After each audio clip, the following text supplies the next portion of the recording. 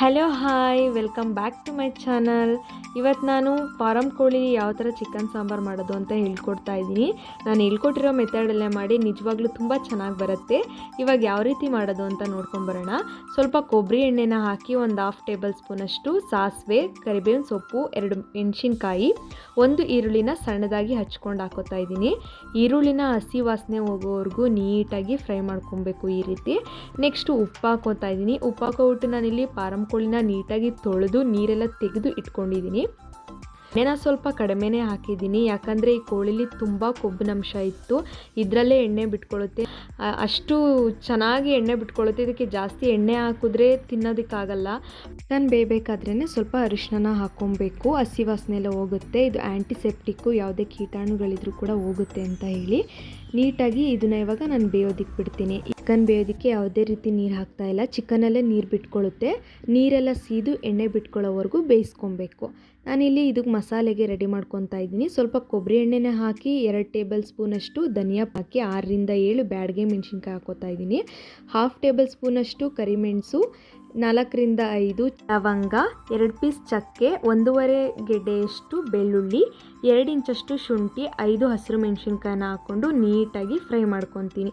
ಯಾವುದೇ ಮಸಾಲೆ ಆಗಲಿ ಲೋ ಫ್ಲೇಮಲ್ಲಿ ಇಟ್ಕೊಂಡು ನೀಟಾಗಿ ಫ್ರೈ ಮಾಡಿದಷ್ಟು ನಮಗೆ ರುಚಿ ಅಷ್ಟೇ ಚೆನ್ನಾಗಿ ಸಿಗುತ್ತೆ.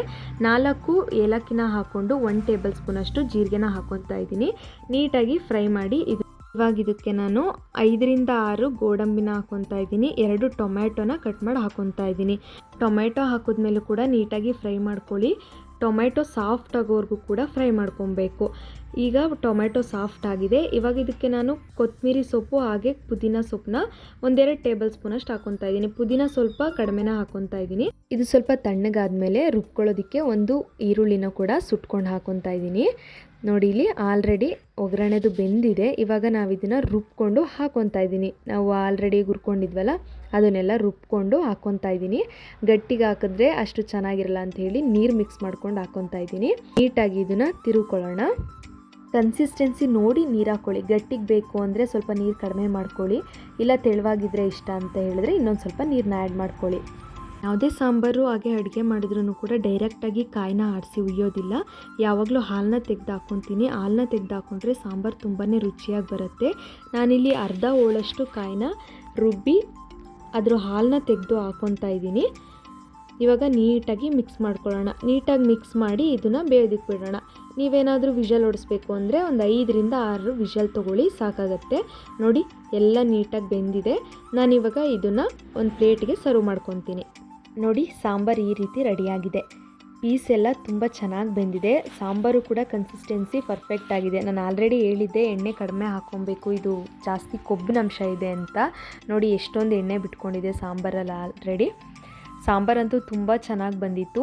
ನೀವು ಮಾಡಿದ್ರು ಕೂಡ ಮನೇಲಿ ಇದೇ ಮೆಥಡಲ್ಲಿ ಟ್ರೈ ಮಾಡಿ. ಇದನ್ನು ಮುದ್ದೆ ಜೊತೆ ತಿಂತಾ ಇರೋಂತೂ ತುಂಬ ಚೆನ್ನಾಗಿರುತ್ತೆ.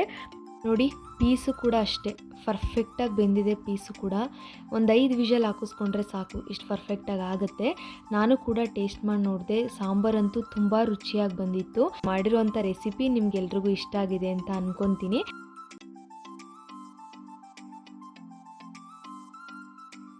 ಇಷ್ಟ ಆಗಿದ್ದರೆ ಲೈಕ್ ಮಾಡಿ, ಶೇರ್ ಮಾಡಿ, ಸಬ್ಸ್ಕ್ರೈಬ್ ಮಾಡಿ. ಸಿಗೋಣ ಮತ್ತೊಂದು ಇದೇ ರೀತಿ ಇಂಟ್ರೆಸ್ಟಿಂಗ್ ಟೇಸ್ಟಿ ರೆಸಿಪಿಯೊಂದಿಗೆ.